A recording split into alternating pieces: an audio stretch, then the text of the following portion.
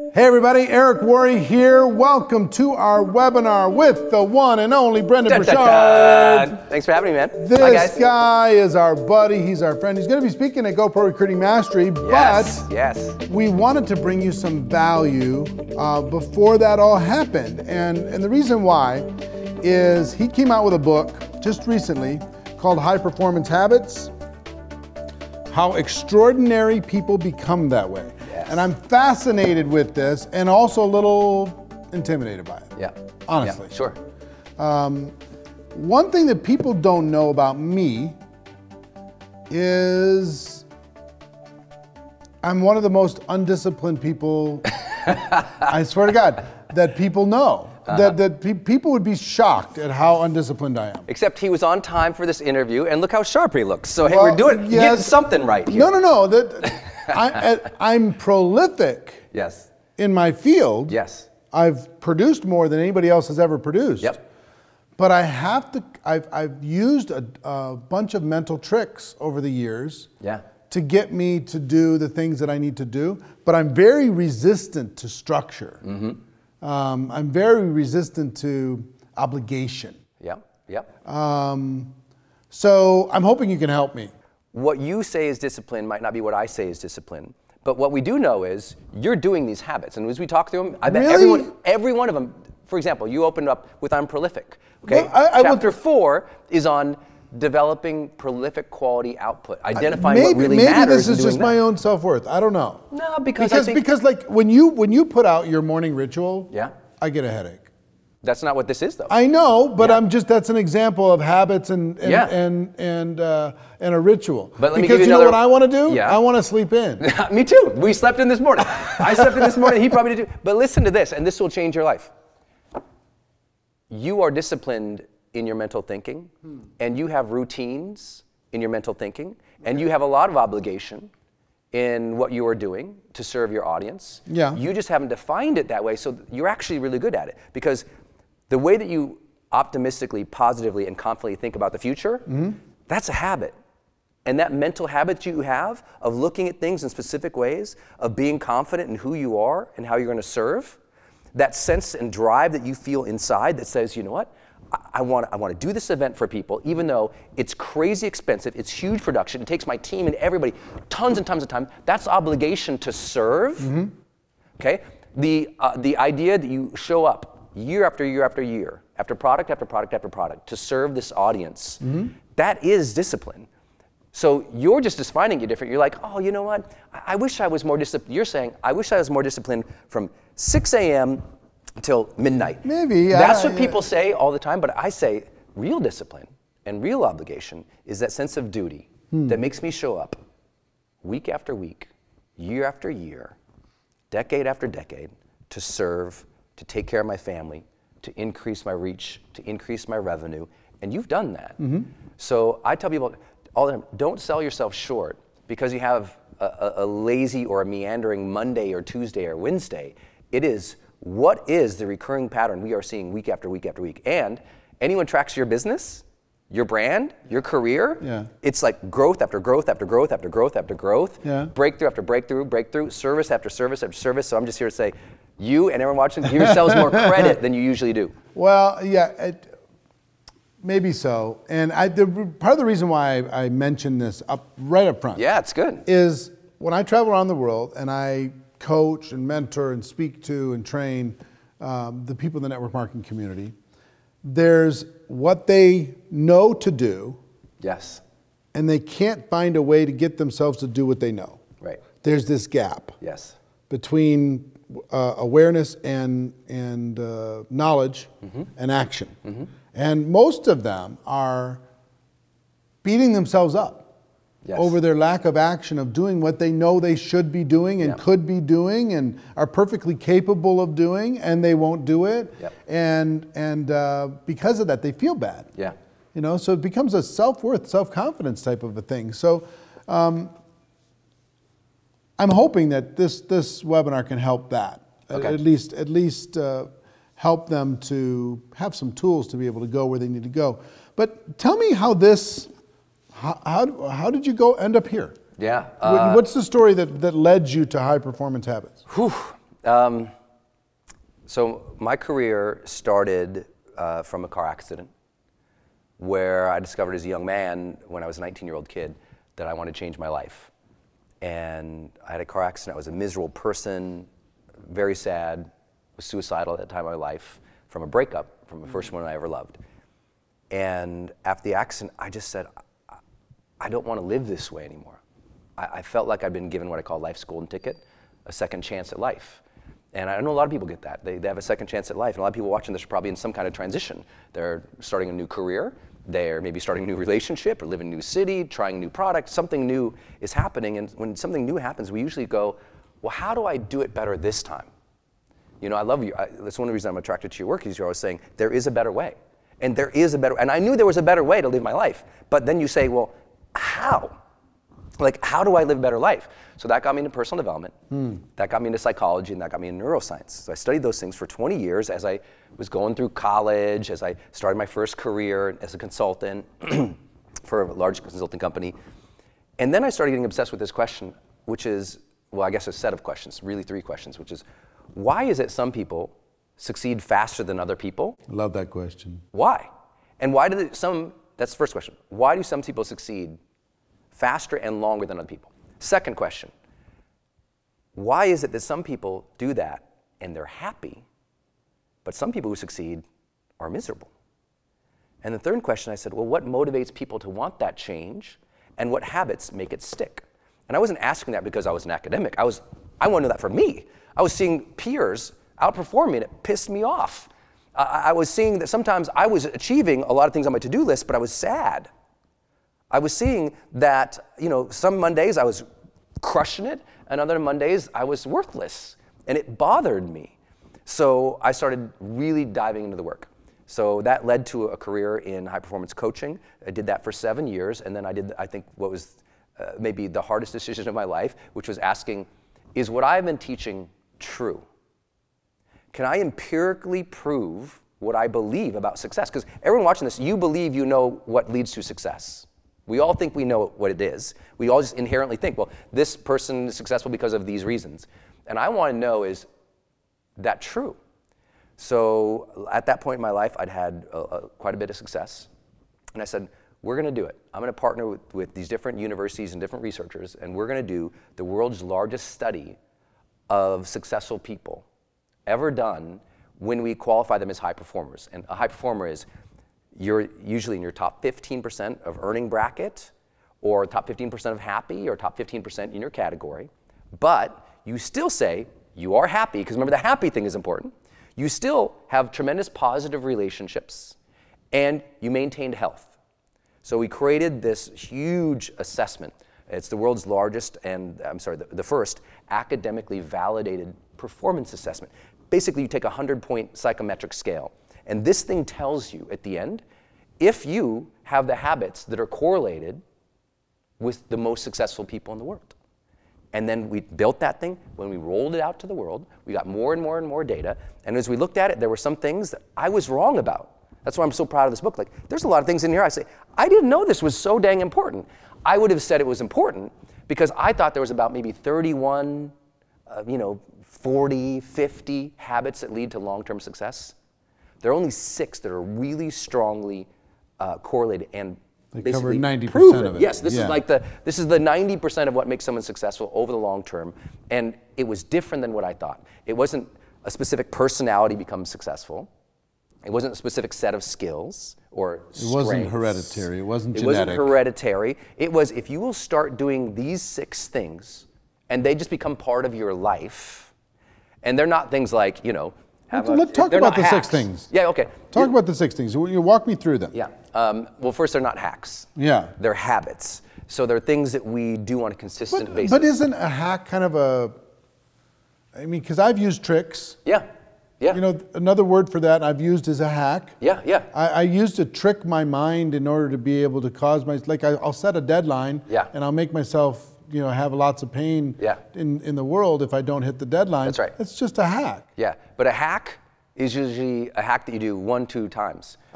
Habits this is more than that. Lifetime routines and practices. All right, so walk me through. What we found, the first one, which is really the base of everything, this is probably why you and I do what we do, is that high performers seek clarity. Notice it doesn't say get clarity.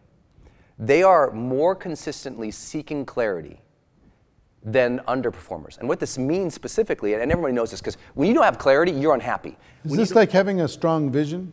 It's having a strong vision, yep. But it's not just having a strong vision once. Okay.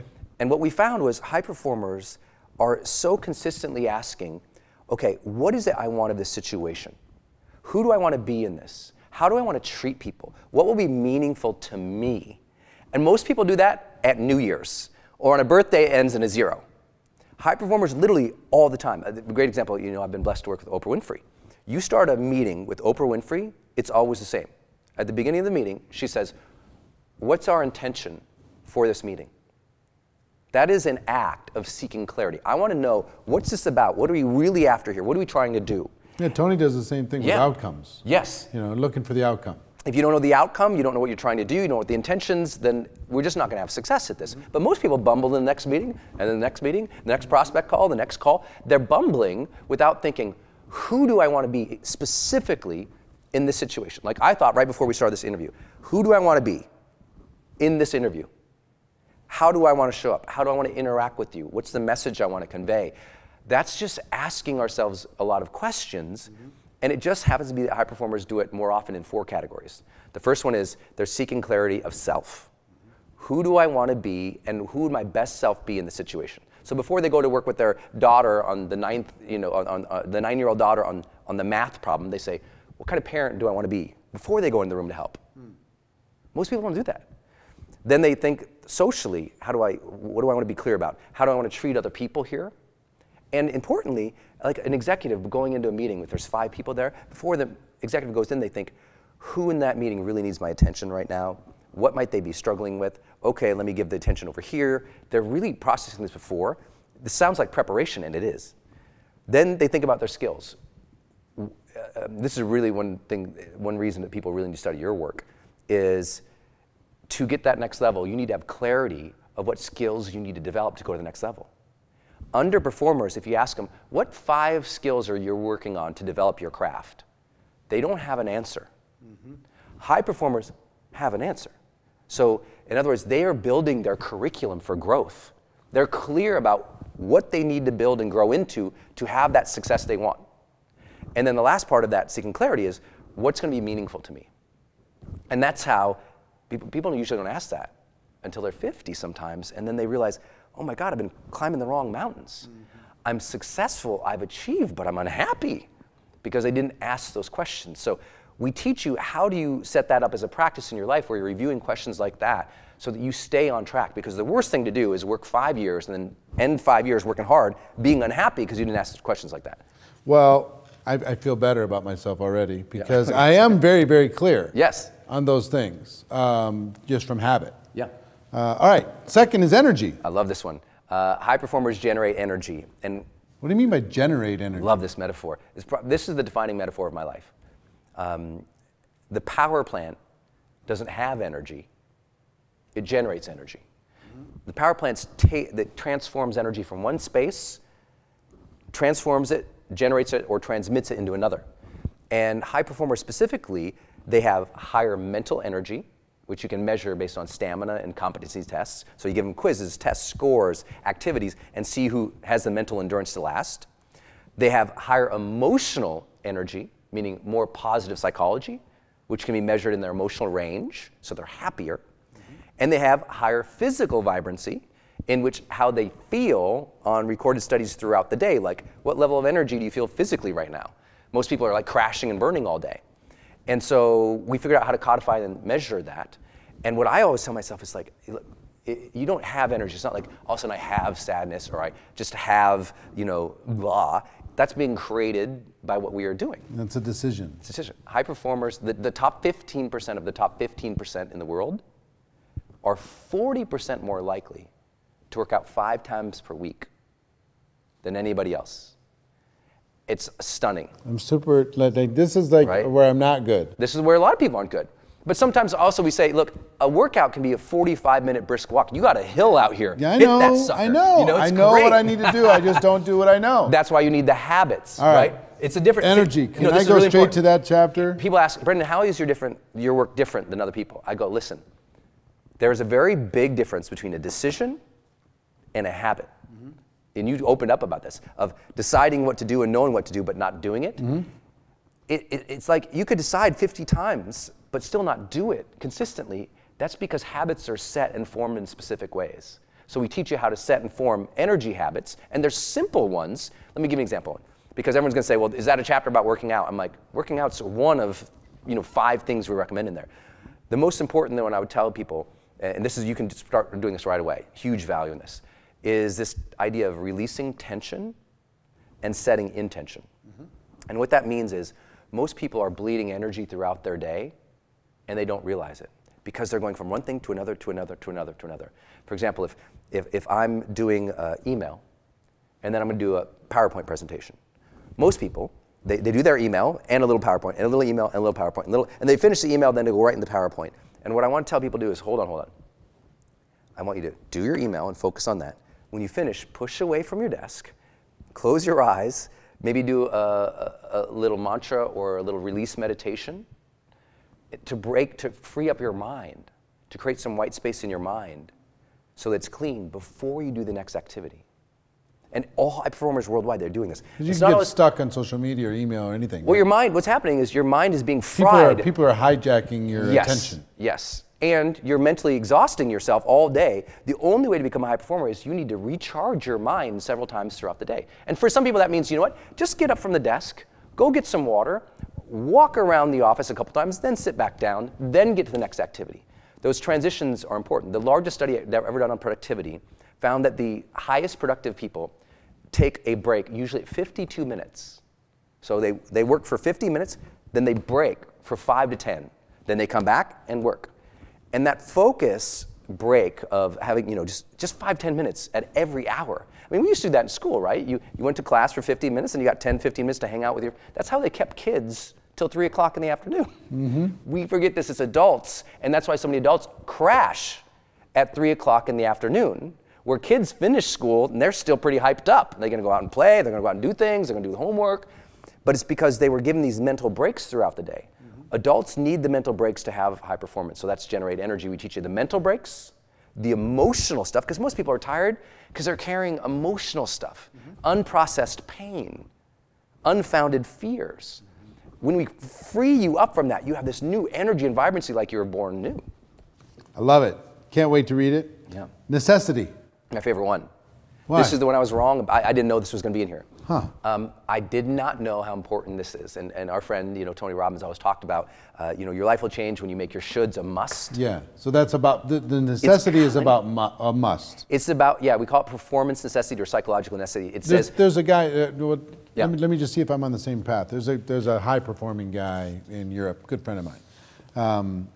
And he said the difference between him and everybody else is his growth was an obsession. Yeah. There was no option at all. Yes. It was total immersion. Yes. So is that about the necessity? Yeah, there's idea? 4 parts to necessity. Okay. And you love this. And this is, by the way, academically proven. The data really suggests strongly, the strong correlation is there's 4 parts to necessity. Think of necessity as, it's this very simple question. It's a mental thing of saying, why is it necessary for me to perform with excellence in this activity? Like before you go on stage, you would say, why is it necessary for me, my identity, who I am, to perform well in this situation I'm about to enter? If you are clear on that, you have a higher psychological necessity. It's like the sprinter says, it is necessary for me to win this race for my mom. That sense of necessity to do well is a defining characteristic of high performers. And there's only 4 ways you get that. One is your identity just says, I'm a person who does things with excellence. And most people, they've never decided that. They're like, well, I'm a person who gets by. Yeah. No. You need to level up your expectations and your standards of yourself to say, I am someone who does well. Like for me, no matter where I go, I'm gonna do well at this. I don't care what I'm doing in my life. It doesn't mean I always do. It doesn't mean I don't face disappointment. That hasn't always been the case for me, but it is now. I mean, the necessity, because you're driven by different things, contribution and growth and those types of things. But back like in school, it wasn't a necessity for me to get A's. Right. But some kids, it was a necessity. And they did it. And they just made the A happen. Some of them had to work harder than others. Some of them came natural. Some of them did it through just grit. Yes. But it wasn't for me.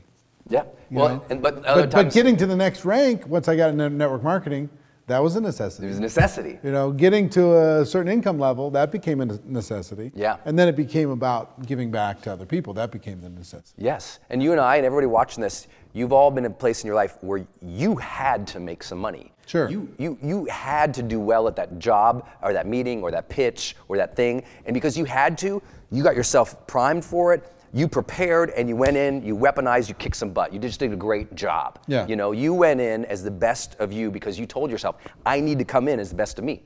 The difference is high performers are saying that all the time is themselves. Mm-hmm. Their self-talk is making them perform well. And so their identity. The second thing is an obsession with a topic.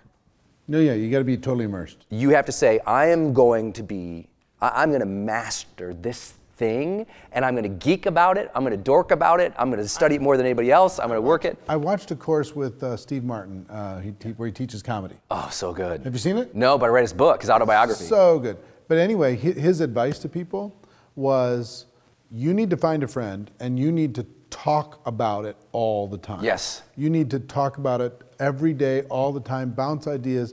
You have to think about it all the time. It has to absolutely consume your mind. Yes. I love it. If you want to improve and get better. He said, I have no skill. Yeah. None. Zero skill, he says, that he has himself. Yeah. He said it's all been learned. It's all been learned. Yeah. And what I love about that is most people are scared of having that obsession. Because here's the difference. There's a very big difference between passion and obsession. Passion, very safe. Because everyone says, follow your passions, live with passion, be passionate. All that's everyone celebrates when you are passionate, doing passionate things, right? Mm-hmm. But you know the difference between passion and obsession, because as soon as you're doing your obsession, people start going, why do you care so much about that? What, are you crazy? Yeah. Well, start planting seeds of doubt in your mind. Yes. That's when you know. But those obsessions, every high performer says they have that. And so they got identity, obsession, then the other two things, I'll be fast on these. Social duty. Mm-hmm. They say, I feel obligated, or I feel a duty or a purpose or a mission to do this well for some reason. For some people, it's God. Whether it's the product or to free people or to serve for spiritual reasons. It's my purpose. It's an alignment. It's what I am doing. It's my mission. But other people too. There's a lot of high performers who they didn't want to be a high performer. Their back was against the wall and they had a duty to serve their family. And then the last one is, I don't like this one very much. Deadlines. I love a deadline, actually. Oh, you do? Okay. Yeah, and I'll tell you why. Yeah. Because 80% of all the activity happens in the last 20% That's totally of the time. True. So a deadline is like one of my favorite hacks. I love it. Because I'm forced to do something, and then I kind of release my resistance to it because the deadline is there and it's not movable. I love it. The event's coming, so I better be ready. And, yes. Yes. So deadlines actually are not negative to me. Yeah. Well, that's interesting. So that's what high performers do. Yeah. So giving yourself credit again, high performers are consistently setting up deadlines for themselves. Yep. It doesn't mean that they love every march toward every deadline, because sometimes there's pressure with those deadlines. Right. But they're comfortable with the pressure of the deadline because it's going to serve a goal. So that's the whole chapter on necessity is how do you rewire your brain so that you start saying, I need to perform well in here, and you do. Right. Well, let's get through the last three kind of maybe just a... Yeah, I know I could go on them. Me too. But just for sake of everybody's time, you got it. Productivity, influence, and courage. Yes. Talk about productivity. Productivity in this book is not what most people think, but it will make you more productive than you've ever been. The first thing is high performers have identified what is necessary for me to produce in this field that's different than other people, and how can I do it prolifically. We study Monet. We study Van Gogh, we study and celebrate Beethoven or the Beatles or U2, the band, because they're prolific at what they do. You were saying in the beginning, you're prolific at what you do. Too. But here's the thing. In some areas, only at what matters. We are prolific at what matters. Yes. We suck at the rest, and that's what makes us good. We focus on what really matters. So in productivity, we teach you the main thing is to keep the main thing. The main thing. And we talk about how do you do that with your daily, weekly, and monthly reviews. Like I'm so jealous. You've put out 6 books. I have 6 books in my head. Yeah. And I still have 1. Yeah, but we're almost equal in online courses. I've done 15 online courses now total. And you're 13, 14? Yeah. So we're about so with lots of videos online, all that stuff. I'm prolific compared to a pretty low bar inside of our profession, which is which is cool. But anyway, productivity here's is the a big ultimate deal. question of productivity. How do you be prolific at the right things? How do you decide what the right things are? How do you prioritize? But that's here's where the thing. clarity kind of contributes to productivity. Totally. Yeah. And how do you be how do you have productivity and happiness? Because here's what the greatest line. There's a story of this woman in there. She has 10,000 employees, amazing. And her distinction was, achievement wasn't her problem. Because most people watching this, achievement is actually not their problem. They can you can make a to-do list, get all that laundry done, get the kids to school, get fed, make dinner, take care of your obligation. Like, people are actually really good at getting things done. Achievement is not your problem. Alignment is. And that's the big distinction in that chapter. So you're doing it for the wrong reasons. Or you're doing it for the right reasons, but enough things aren't aligned to make you good at it. Got it. So we talk about that. Okay. Next chapter. Influence, one of my favorite topics in the entire world. Yes. I think leadership is almost an unusable term. Everybody's calling themselves a leader. I mean, the little kid in kindergarten on the way to the lunch break, they're the leader because they're in the front of the line. Yeah, that's right. You know, or somebody in network marketing, they think they're a leader because they have one person on their team. Yeah. Leaders it's a generic term. Yeah. But an influencer, Yeah. somebody who has the ability to influence other people's behavior or improve other people's lives or make a difference in the world, that's a valuable thing. Very valuable. And people ask me all the time, what's the difference between your work in psychology or in training versus like grit versus deliberate practice? And I say, oh my God, it's so easy. I've actually been a high performance coach, and we know grit, which is passion and perseverance for long-term goals, which is really important and has been academically studied a lot, not enough. And we know deliberate practice, which is just practicing over and over and over, not enough, even though it gives you a lot of skill, because you and I live in the world where you can have all the passion and the perseverance. That's 2 P's, right? Passion, perseverance. But if you have a 3rd P, you're screwed. And that 3rd P is people skills. I know lots of passionate people who persevere their way into nothing. And because they don't have the ability to influence other people. Because if you can't get people to believe in you, buy from you, support you, champion, invest in you, you're screwed. It's like some of those people that stay in school. Yeah. And get degree after degree after degree after degree after degree, and they almost can't speak to another human being. Yes. But they've got it all. Figured out. Yes. And being an intellectual powerhouse or having unbelievable skill will never be enough to get you to the next level. Tom Brady is not the greatest Super Bowl champion just because he can throw a ball. Lots of people can throw a ball like he can throw a ball, but he can lead his team, unlike other people. His influence on that team. And if anyone you're watching this, just think about the most positively influential person in your life. I don't know who that would be for you, but I guarantee they did 3 things for you. First, they taught you how to think. They taught you how to think about yourself or other people or about the world. Second, they challenged you. They either challenged your character or your contributions to the world or your relationships with others. And third, they role modeled something for you. They role modeled the way. And so we put it into a framework. All these chapters come with like very clear frameworks, clear questions you can ask yourself, so these things become part of your life. Because influence, especially in your category, if you don't have a lot of that, how do you reach the next level? But most people don't know what to do, so this book is a book of to-dos. This is how you do this stuff. I'm obsessed with the topic of influence. Oh, you love that chapter. Oh my gosh. Courage, that's a surprising one. Yes. And do you have to be courageous to be a high performer? You have to, and there's no choice. And it surprised me too. I knew it was important, but here's the thing. What's really important about this study is we measured over 100 performance variables. Okay, 100. These 6 correlated stronger than anything else to your ability to succeed long term. And courage, I would have guessed in the top 20. It's on there, number 6. And here's why. Because courage is, and it's not like you have to jump in the river to save somebody, courage. Courage is you speak up for yourself, your ideas, and you share your thoughts, feelings, and needs with the world. And that is an act of courage today. Because today there's haters, there's judgers. I mean, you did your webinar on hating. It's like people, there's a lot of challenge in sharing yourself. We also found, though, that high performers not only speak up for themselves, which is necessary, because you can have all the clarity in the world, But if you don't share what you really want with your spouse, where are you going to go with that, right? So you have to share it. But we also found high performers also speak up for other people. Okay. And the third part was they take daily action into uncertainty towards what they are clear about. Their ability to take little steps into uncertainty, even though there might be risk of people making fun of them. Yeah. Even though their family might call them crazy. Even though they don't know how it's going to turn out, they willingly step into the unknown with small steps consistently over and over and over and over and over and over again.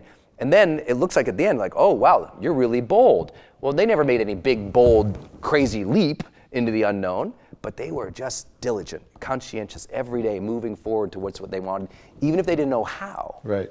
And that's what, I mean, courage is kind of, when you try something, you don't know how. Yeah. And you're willing to try it. It takes a little bit of faith, right? Even though faith that it's going to work out, and you got to face your fear and deal with that stuff. But we also think that, some people are courageous. Yeah. Oh, well, Eric, he can do it because that's who he is. No, courage is developed, and this is a book of how. Interesting.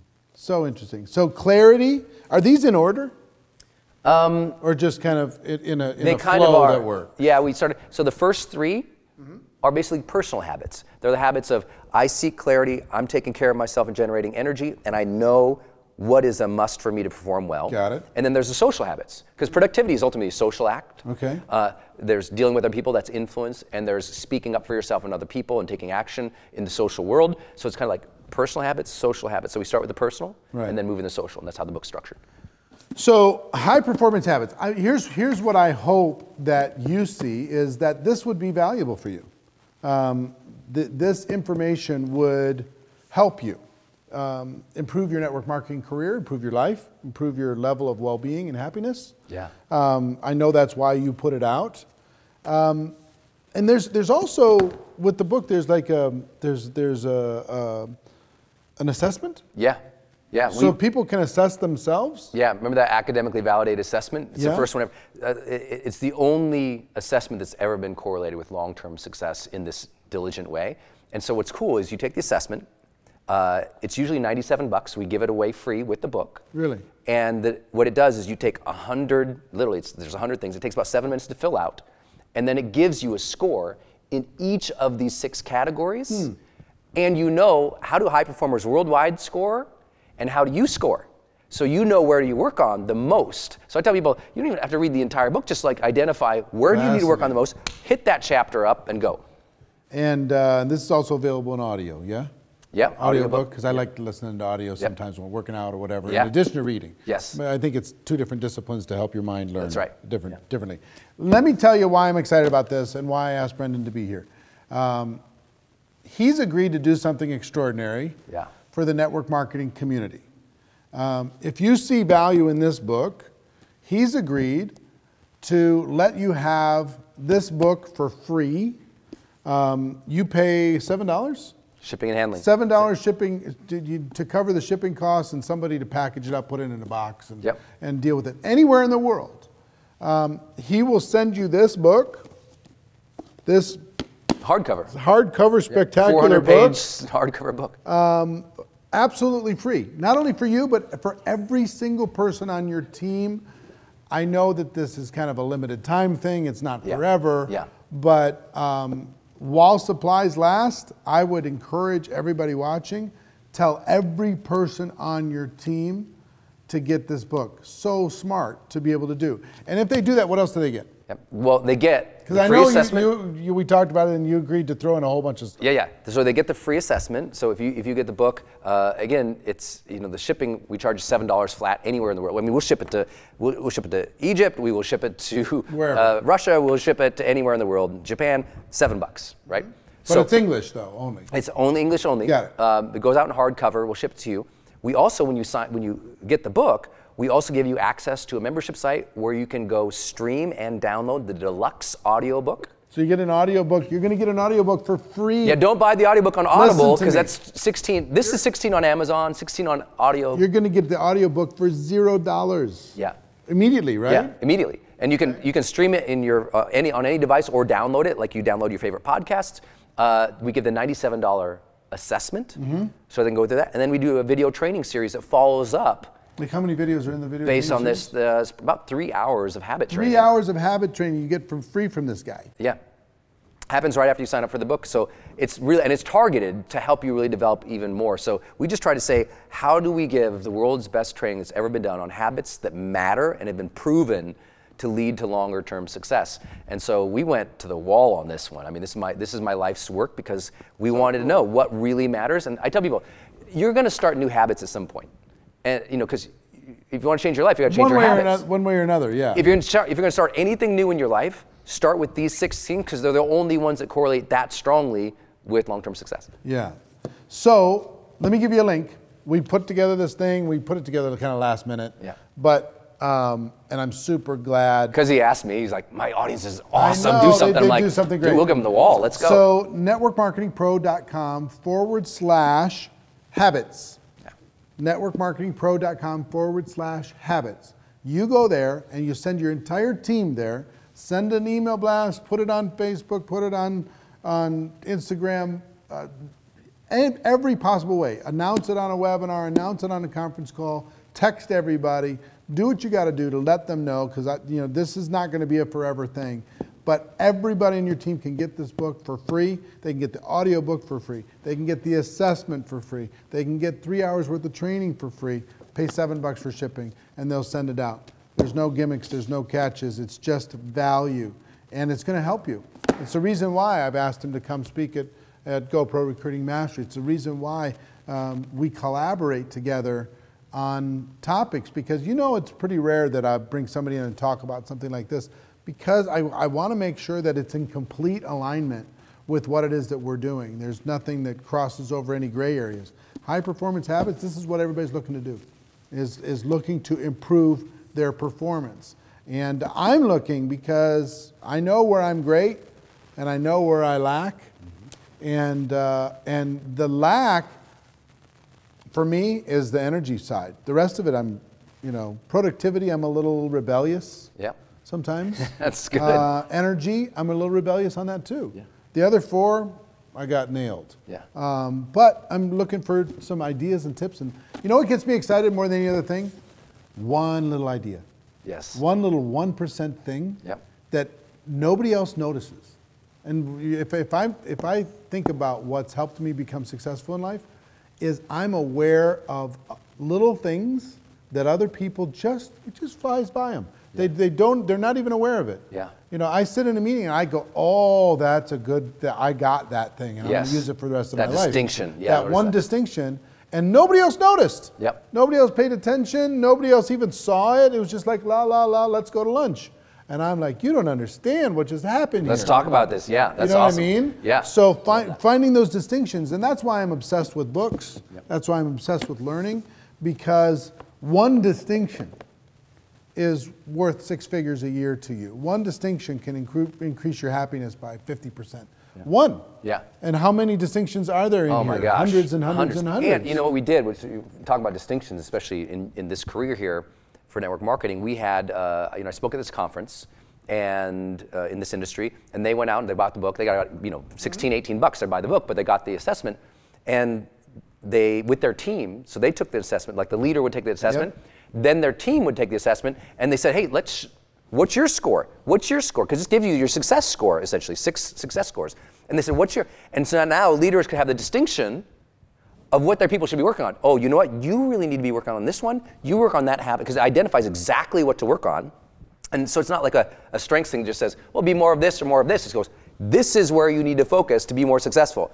And so if, as a leader, you have a team, make them get the book and take that assessment and encourage them. Say, hey, share your assessment with me. And then you know how to develop them. Yeah. And what's cool is it created this performance conversation between people that's safe. Yeah. Because it's not sharing like... It's third party. It's not somebody judging somebody else. That's right. Yeah. The assessment does the judging. Yes. And we're all honest. Everybody, me too. Sure. This is important.